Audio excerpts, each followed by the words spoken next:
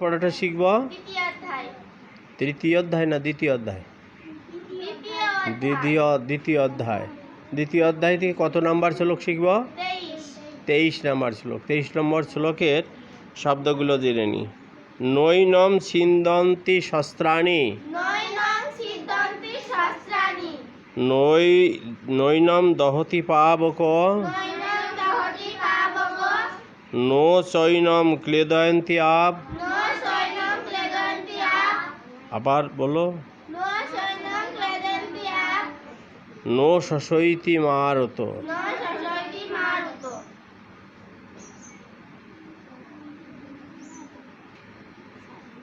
নৈনম ছিন্দন্তি শস্ত্রাণি, নৈনম দহতি পাবক, নো চৈনম ক্লেদয়ন্তি আপ, নো শশৈতি মারত। নৈনম ছিন্দন্তি শস্ত্রাণি,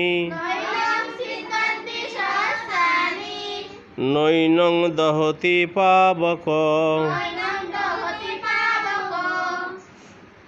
নো চৈনম ক্লেদয়ন্তি আপ,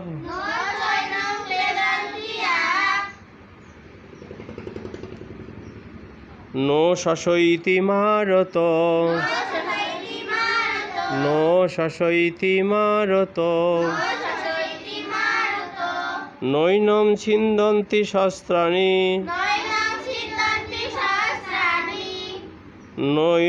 নৈনম দহতি পাবক, নো চৈনম ক্লেদয়ন্তি আপ,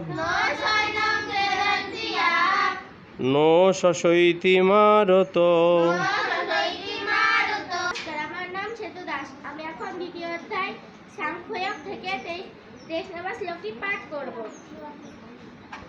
নৈনং ছিন্দন্তি সহস্রাণি, নৈনং দহতি পাবক, নো চৈনং ক্লেদয়ন্তি আপ, নো শশৈতি মারুত।